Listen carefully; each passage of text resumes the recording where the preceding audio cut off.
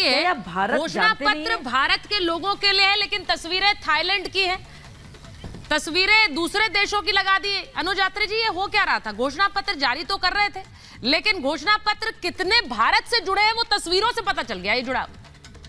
देखिए, मेरे को तो इनकी बातों पर एक तरह से हंसी आती है और तरस भी आता है कि भारतीय जनता पार्टी के लोग आज उस घोषणा पत्र को ढकोसला पत्र बताते हैं कि जो इस देश की 95% आबादी की बात करते हैं। आज ये अपना क्यों नहीं जवाब देते हैं कि इन 10 वर्षों में जितनी बड़ी बड़ी इन्होंने घोषणाएं की थी, आज वो एक भी गारंटी उनकी पूरी नहीं हुई है। वो ऐसी गारंटियां दे रहे हैं जिसकी कोई वारंटी नहीं थी, और अब नई गारंटी की बात करते हैं, लेकिन अपने गिरेबान में ना झांक करके दूसरों की कमियां तलाशने ढूंढ रहे हैं। देखिए, मैं इस घोषणा पत्र का जो इन्होंने न्याय पत्र का नाम दिया है उसका मैं स्वागत करता हूं, और मुझे पूरी उम्मीद है कि चुनाव बाद जब ये सरकार बनेगी और ये इन घोषणाओं पर अगर अमल हो जाएगा तो निश्चित तौर पे इस देश की 95% आबादी, जिसमें हमारी महिलाएं हैं, जिसमें हमारे देश के युवा हैं, जिसमें हमारे देश के श्रमिक हैं, जिसमें हमारे देश के किसान हैं, अन्नदाता हैं, और जो लोगों की, गरीबों की भागीदारी की बात जो कांग्रेस पार्टी द्वारा उठाई गई है, निश्चित तौर पे स्वागत योग्य होनी चाहिए। और इन लोगों को भी प्रेरणा लेनी चाहिए कि आज देश की आवश्यकता किसकी है, आज उन लोगों की बात उठानी चाहिए। लेकिन आज भी चुनाव के समय, चुनाव से पूर्व क्या संकल्प लेकर के जा रहे हैं, ये क्या धमकियां दी जा रही हैं आज भी? ये तो अभी ट्रेलर है, पिक्चर अभी बाकी है, ये तो अभी एपिटाइजर है। तो आप सीधे तौर पे धमकी दे रहे हैं कि जिस तरह से चुनाव से पूर्व। धमकी वाला वीडियो तो किसी और का है, धमकी वाला वीडियो तो किसी और का है, वो भी आगे दिखाऊंगी। पार्टी जी बैठे हुए हैं, मैं एक बार उस पर भी आना चाहती हूँ। एक धमकी वाला वीडियो भी आया, आप जानते हैं कि नहीं जानते?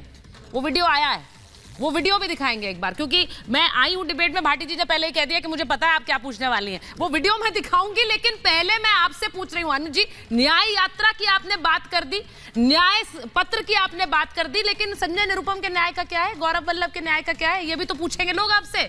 वहां पे भी तो न्याय दीजिए। वो लोग बाहर जाकर कह रहे हैं कि हमारे साथ नाइंसाफी हुई है, न्याय वाले नाइंसाफी कर रहे हैं। मैं एक बार जवाब। बहुत अच्छा वाजिब सवाल पूछा है। देखिए, जो अवसरवादी लोग होते हैं उनके साथ कोई न्याय नहीं कर सकता है, भगवान भी उनकी जो है तमन्नाएं पूरी नहीं कर सकता है। ये वही गौरव वल्लभ है जो 4 महीने पहले कांग्रेस के टिकट पे चुनाव लड़ते हैं। तब तक तो कांग्रेस पार्टी बहुत अच्छी थी, लेकिन अचानक ही इनका हृदय परिवर्तन हो गया, और आज भारतीय जनता पार्टी में जाने से कुछ घंटे पूर्व जो है इनको कांग्रेस बुरी लगने लगी। ये वही संजय निरुपम है कि जब इनकी सीट जहां से कांग्रेस पार्टी से टिकट मांग रहे थे, अगर एक पार्टी से इतना ही इनका मोह भंग हो गया था, इतनी ही तकलीफ थी, चलिए मैं तो क्यों मांग रहे थे नॉर्थ मुंबई से टिकट? कल की डिबेट थी, मैं इस पर डिबेट आज नहीं कर रही हूँ, कल की डिबेट है, ये डिबेट हो चुकी है, मैं इस पर आज बात नहीं कर रही हूँ। आपने न्याय का जिक्र किया था, इसलिए मुझे वो नाइंसाफी की याद आ गई। लेकिन मैं बात कर रही हूँ आतिशी सिंह की। संजय जी, आतिशी सिंह की भी बात कर रही हूँ, इसलिए कर रही हूँ क्योंकि उन्होंने कहा कि मुझे धमकी दी गई थी, बीजेपी अगर नहीं छोड़ी तो वहां साथ नहीं छोड़ा तो जेल में जाओगे। वहां इलेक्शन कमीशन ने शो कॉज नोटिस दे दिया है। अब हर्षवर्धन जी वो कह रही है ये show cause notice election commission ने नहीं दिया, ये भाजपा का नोटिस है। इलेक्शन कमीशन और भाजपा को एक मंच पर ला दिया है उन्होंने। नहीं, देखिए जो नहीं सुचेता, इसमें आश्चर्य की कोई बात नहीं। अभी देश के इतिहास में कभी हुआ नहीं कि विपक्षी पार्टियां सभी संवैधानिक संस्थाओं को चुनाव के वक्त भी सिर्फ सरकार से जोड़कर रखें। इसमें कोई बहुत आश्चर्य की बात नहीं है। और आतिशी मार्लेना ने जो भी कहा है, अगर आप उसको ध्यान से देखें तो बड़ा विचित्र सा पहले उन्होंने कहा कि भाई 5 किलो वजन घट गया है, 4.5 किलो कितना बताया वजन घट गया है। तिहाड़ जेल प्रशासन ने बता दिया कि भाई वजन तो जस का तस है, तो उन्होंने कहा नहीं, पहले तो 69.5 था, अब तो 65 ही रह गया।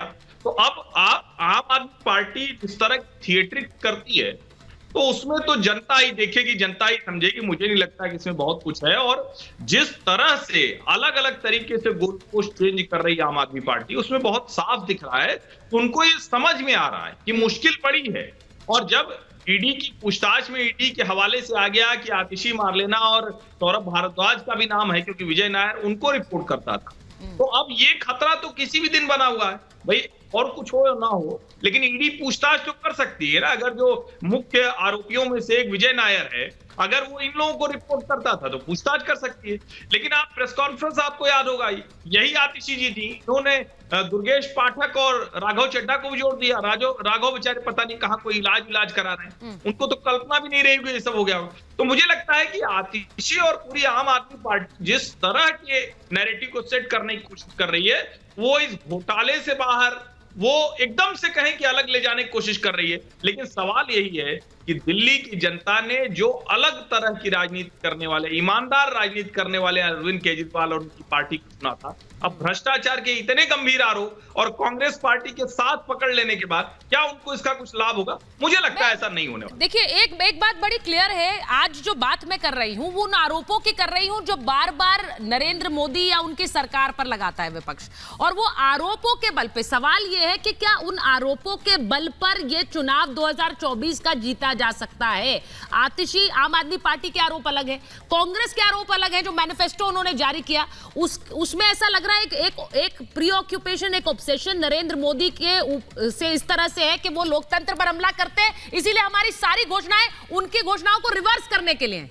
वो जो कह रहे हैं, वन नेशन वन इलेक्शन कर रहे हैं, हम उसको रिवर्स कर देंगे। जी बोलिए हर्षवर्धन जी। एक कांग्रेस घोषणा पत्र पर एक जरूरी टिप्पणी कर दूं। देखिए, अभी बीजेपी ने प्रेस कॉन्फ्रेंस की, वो थाईलैंड और अमेरिका कहां की फोटो दिखाई। मैं उसको लेकर बहुत ज्यादा मतलब मैं सीरियस नहीं होता हूं। राजनीतिक दल है, कोई छोटी भी गलती होगी तो दूसरे की पकड़ेंगे, तो भाजपा को गलती मिली और राहुल गांधी कांग्रेस पर, ये कोई बहुत बड़ी चीज नहीं है। पार्टियां आजकल सब कुछ पीआर कंपनी को दे देती हैं, वो बढ़िया मैनिफेस्टो, बढ़िया ब्रोशर बन जाए तो हो सकता है कहीं का चित्र लग जाओ।